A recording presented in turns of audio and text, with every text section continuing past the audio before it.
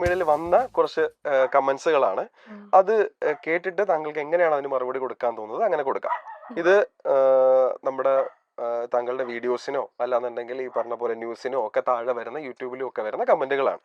അപ്പോൾ ആദ്യത്തെ കമന്റ് ഞാൻ വായിക്കുകയാണേ. ബാബു സ്വാമിക്ക് എപ്പോഴും ഒരു കള്ള ലക്ഷണമുണ്ട്. ഒരാൾ ചെയ്ത കമന്റ് ആണ്.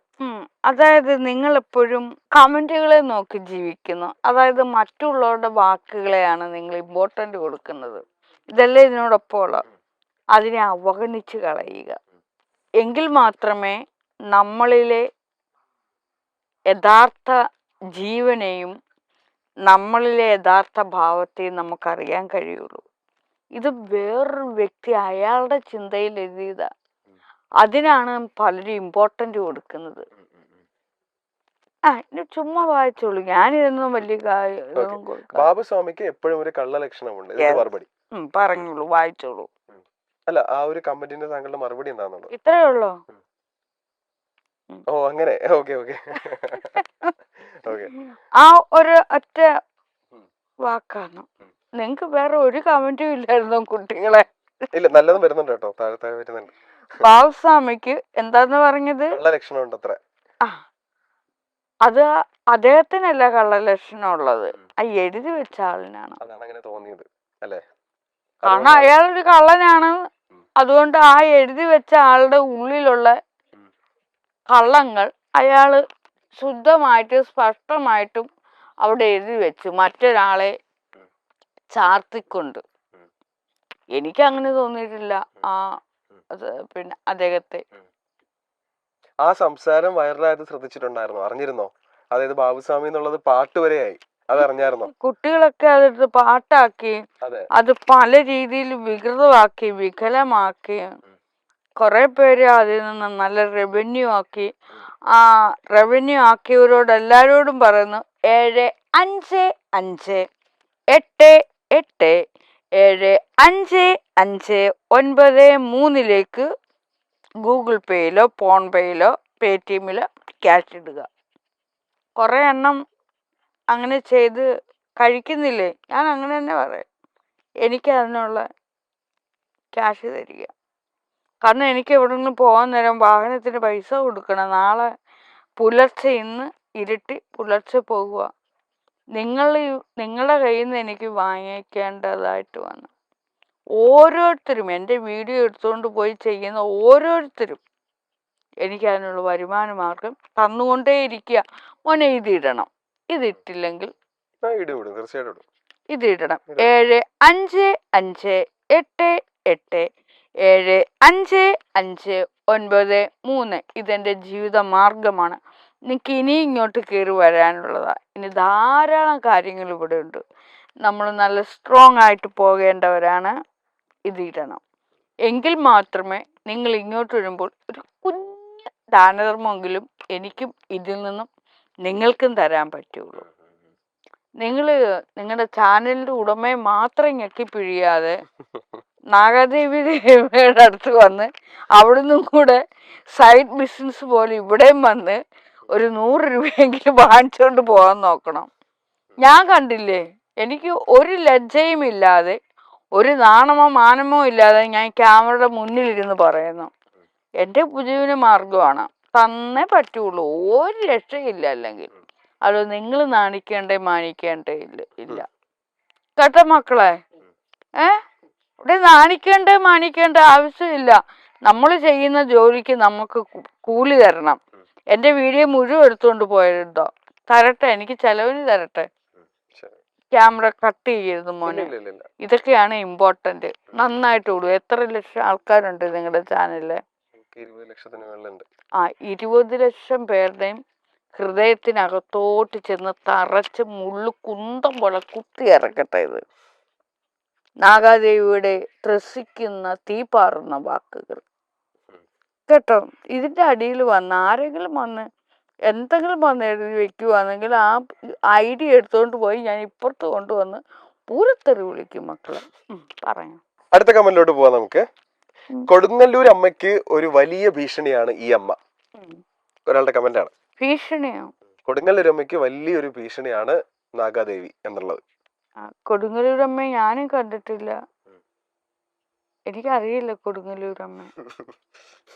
അവര് കണ്ടിട്ടുണ്ടോ? എനിക്കറിയില്ല മോനെ. ഞാൻ ആർക്കും ഒരു ഭീഷണിയല്ല. അവരെന്താ അതുകൊണ്ട് ഉദ്ദേശിച്ചെന്നും എനിക്കറിയില്ല. ആ ആള് എഴുതി വെച്ച ആള്. ഇനി പറഞ്ഞോളൂ. അടുത്ത പറയട്ടെ. എല്ലാം കൊള്ളാം, ഇവരൊന്ന് തെറി പറയാതെ ഇരുന്നൂടെ? ആ ആൾക്ക് തെറി കേൾക്കാതിരിക്കാതിരുന്നൂടെ? കേക്കാൻ വരാതിരിക്കാമല്ലോ അയാൾക്ക്. കേൾക്കാതിരിക്കാമല്ലോ. അയാൾ ഇറന്ന് വന്ന് എന്തിനാ ഇങ്ങനെ വന്ന് കാതും കൊണ്ട് വന്നിരിക്കുന്നത്? നമ്മൾ ഇതുവരെ അങ്ങോട്ട് പോയി ചീത്ത വിളിച്ചിട്ടില്ല. ഇല്ല, ആ ആളുടെ വീട്ടിൽ പോലും. അത് ആരാ, ഏത് ഐഡിയ? എനിക്കറിയില്ല കുട്ടികളെ. ഇവരെ ഒന്നും നിങ്ങൾ ഈ കമന്റൊക്കെ പറക്കി എടുത്തോണ്ട് ഇവിടെ വന്ന് ക്യാമറയുടെ മുന്നിൽ വന്ന് എന്നോട് ചോദിക്കുമ്പോ ഇതുങ്ങളൊക്കെ ഏതാന്ന് പോലും എനിക്കറിയില്ല. അയാൾക്ക് ഈ ഫോണ് പിന്നെ അയാൾ എന്തിനാ യൂസ് ചെയ്യുന്നേ? പിന്നെ എന്തിനാ ഈ സിം? എന്തിനാ അയാൾ എന്തിനാ ഇത്ര രൂപ റീചാർജ് ചെയ്ത് കേൾക്കുന്നത്? അയാൾക്കത് കേൾക്കാതിരിക്കാവല്ലോ. അപ്പൊ എന്റെ കയ്യിൽ കുഴപ്പം വന്നോ? ആ ആള് നിരന്തരം അയാൾക്കത് കേൾക്കണം. അതുകൊണ്ടല്ലേ അയാള് കായ വീഴുന്നാലും കുത്തി തുറന്ന് ആ കായ മൊത്തം എടുത്ത് കളഞ്ഞിട്ട് കേൾക്കാൻ വരുക. അടുത്തത്, തീയിൽ കുരുത്തത് വെയിലത്ത് പാടില്ല, അതാണ് നാഗയും. ഉള്ളതാണോ? സത്യമാണോ? തീയിൽ കുരുത്തത് ഇന്ന് വരെ തീയില് ഒന്നും കുരുത്തിട്ടില്ല. എല്ലാം കരിഞ്ഞു പോയിട്ടേ ഉള്ളൂ മോനെ. അത്ര സ്ട്രോങ് ആണെന്നാണ് ആൾക്കാർ ഉദ്ദേശിക്കുന്നത്. മോനെ, ഇത് സ്ട്രോങ് ആയിട്ടുള്ള മറുപടി ഇല്ലയോ? നിങ്ങളൊന്ന് ആലോചിച്ച് നോക്കുക. ഒരു തീ ഇങ്ങനെ കത്തിയിരിക്കുക, അതിനകത്ത് ഒരു വിത്ത് കൊണ്ടിട്ട് കുരുക്കുവാണോ ചെയ്യുന്നത്? കരിഞ്ഞു പോവുകയാണോ ചെയ്യുന്നത്? നീ മോനൊന്ന് ആലോചിച്ച് നോക്ക് മോനെ. ആലോചിക്കണ്ടെന്നേ, പച്ച യാഥാർത്ഥ്യമല്ലേ. ആ തീക്കകത്തിലോട്ട് വിത്ത് കൊണ്ടുവന്നിടുമ്പോ അത് കുരുക്കുവാണോ ചെയ്യുന്നത്? അത് മൊത്തം കരിഞ്ഞുവാണെങ്കിൽ അത് പിന്നെ കാശിനും കൊള്ളത്തില്ല, എന്തളിഞ്ഞു പോകുമല്ലേ. എത്ര ലളിതമായിട്ടാ മോനെ ഞാൻ ഇതിനൊക്കെ ഉത്തരം തരുന്നത്. നിങ്ങൾ ഈ നിങ്ങൾ ശരിക്കും പറഞ്ഞ എന്നോട് കുസൃതി ചോദ്യം ചോദിക്കാൻ ഇതൊക്കെ കുസൃതി കമന്റ്സ് ആണ്. അടുത്തത്, ഇത് ഇച്ചിരി കടുപ്പമുള്ളൊരു കമന്റ് കേട്ടോ. ഈ സ്ത്രീയെ എത്രയും പെട്ടെന്ന് ജയിലിൽ പിടിച്ചിടണം. എന്താ വലിക്കാന്? അല്ലെ, ഞാൻ അയാളുടെ ഒന്നും എടുത്തിട്ടില്ല. അത് ഏത് ഐഡിയ മോനെ? മോനെ പേര് പറ, അയാൾ വന്നൊന്ന് കേക്കട്ടെ. ഇത് യൂട്യൂബിലെ കമന്റ്സ് ആണ്. അത് നിങ്ങൾ ഐഡിയയുടെ പേരൊന്ന് പറ, അത് കേക്കണം. ഇയാൾ വന്ന് കേക്കണം. എന്താവശ്യമാണ്? ഒന്നുകിൽ ആരെങ്കിലും ആ മനുഷ്യനെ ഞാൻ എന്തെങ്കിലും ഉപദ്രവിക്കണം, വീട്ടിൽ കയറി അടിക്കാനോ കൊല്ലാനോ ഞാൻ പോണം. എനിക്ക് അങ്ങനെ ഒരു മനുഷ്യനെ കൊല്ലാൻ പോലും ഇന്നുവരെ ആരെയും കൊന്നിട്ടില്ല. എന്തെങ്കിലും കൃത്യമായിട്ടുള്ള എന്തെങ്കിലും വേണം. ഒന്നുകിൽ മോഷ്ടിക്കാൻ പോണം, അല്ലെങ്കിൽ കൊലപാതകം ചെയ്യണം, അല്ലെങ്കിൽ ആരെങ്കിലും കെട്ടിയിട്ട് അടിക്കണം. അതൊക്കെ ഒരുതരം പ്രാന്തല്ലയോ? ഇതുവരെ ആ പ്രാന്തും എനിക്ക് ഉണ്ടായിട്ടില്ല. അപ്പൊ പിന്നെ എന്തോ അല്ലേ, ഞാനേ ഈ ക്യാമറയുടെ മുന്നിൽ ഇരുന്ന് എന്താവശ്യത്തിന് എന്നെ പിടിച്ച് ജയിലിടണ്ട? ശരിക്കും പറഞ്ഞ ആ ആളിനെ വേണം നല്ല മെന്റൽ ഹോസ്പിറ്റലിൽ എങ്ങാനും കൊണ്ടുവന്ന് ചികിത്സിക്കണം. ആ ആളിന്റെ ഐഡിയുടെ പേരിങ്ങത്ത. അയാളോട് 10 ദിവസം ഇവിടെ വന്ന് നിന്നാ എല്ലാ കമ്പനിന്റെ ഐഡിയുടെ പേര് ഞാൻ തരാൻ പറയാട്ടോ. നിങ്ങളൊരു കാര്യം ചെയ്താൽ മതി. ഓരോ തവണ ഇനി ഇങ്ങോട്ട് പോവാം, നമുക്ക് ചിരിക്കുകയും ചെയ്യാം, കമന്റ് വായിക്കുകയും ചെയ്യാം. നിങ്ങൾക്ക് ഇതിലൂടെ നല്ല വരുമാനവും കിട്ടും.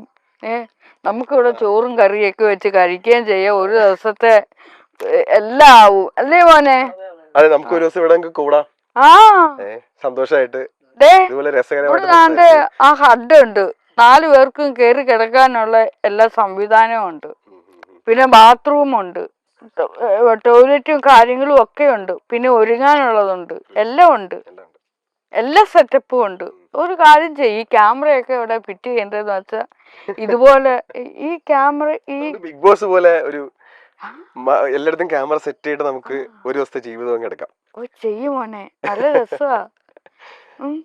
മക്കളെ ഇതിലൂടെ നമുക്ക് നല്ല വരുമാനം ഉണ്ടാക്കാം. ഇതൊന്നും കട്ട് ചെയ്യണ്ട, ഇതൊക്കെ കിടന്നങ്ങ് ഓട്ടാ. അവര് വിഡ്ഢികളാണെന്ന് അറിയട്ടെ. അവര് മണ്ടരാണെന്ന് അവര് തന്നെ അറിയണം. അറിയാവോ, നമ്മൾ ബുദ്ധിയുള്ളവരാണെന്ന് തിരിച്ചറിയണം. നമ്മൾ വിഡ്ഢികളല്ല, മണ്ടരല്ല. നാഗാദേവിയെ മണ്ടരെന്ന് വിളിക്കുന്നവരാണ് യഥാർത്ഥ മണ്ടരെന്നറിയണം. ഇതൊന്നും കട്ട് ചെയ്യണ്ട, വിട്ടങ്ങ് പൊക്കോളൂ. ഒരു ദിവസം മോൻ ഈ കമന്റ് കൊണ്ടല്ല ഇനി പോരുക. ഇനിയുണ്ട് ഒരു 4-5 കൂടെ ഉണ്ട്. ഞാൻ തീർത്തോട്ടെ.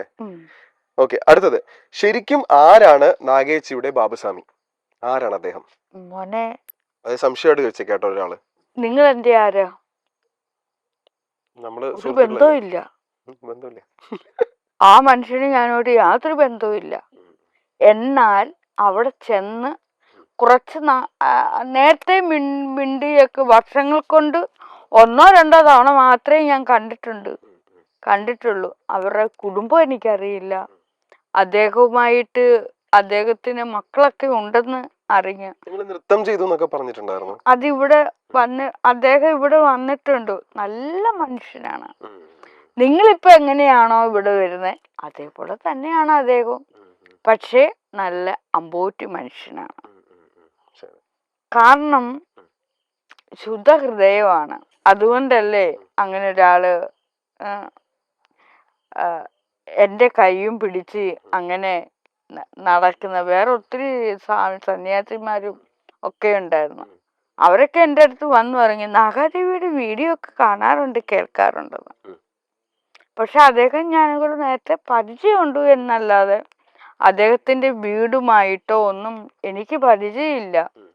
കാണുമ്പോഴുള്ള ഒരു സ്നേഹവും സന്തോഷവും അന്ന് തന്നെ അവിടെ ചെന്ന് കണ്ടപ്പോഴ കുറച്ചും കൂടെ ഞങ്ങൾ കൂട്ടായത്.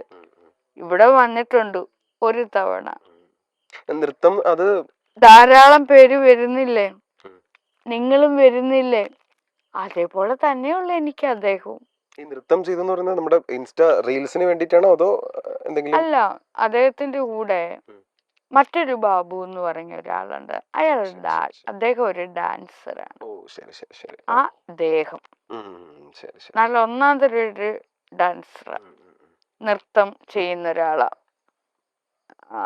നല്ല വിദ്യാഭ്യാസമുണ്ട് ഇവർക്ക് 2 പേർക്കും. നല്ല അറിവും കഴിവും ബോധവും ഒക്കെ ഉള്ളവരാ. അദ്ദേഹം നന്നായിട്ട് നൃത്തം ചെയ്തു. ഇതിനോടൊപ്പം ഇദ്ദേഹവും ഇങ്ങനെയൊക്കെ ഒന്ന് ആനന്ദം പ്രകടിപ്പിച്ചു. എന്നെ സംബന്ധിച്ച്, ഒരു നൃത്തക്കാരിയായ എന്നെ സംബന്ധിച്ച് അദ്ദേഹം നമ്മളോടൊപ്പം കൂടിയപ്പോൾ എനിക്കത് വളരെ മനോഹരമായിട്ടാ തോന്നിയത്. വേറെ ആരും അങ്ങനെ ചെയ്യാറില്ല.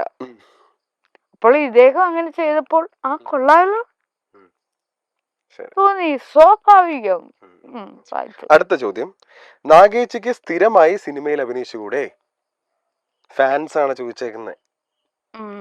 താങ്കളെ സിനിമയിൽ കാണാൻ ആഗ്രഹം ഉണ്ടായിട്ട് അവരെന്ത് ആരാധകരൊന്നുള്ളൂ. ആരാധകരാണെങ്കിൽ അവർ എനിക്ക് എന്തെങ്കിലുമൊക്കെ ഇവിടെ കൊണ്ടു തന്നേനെ.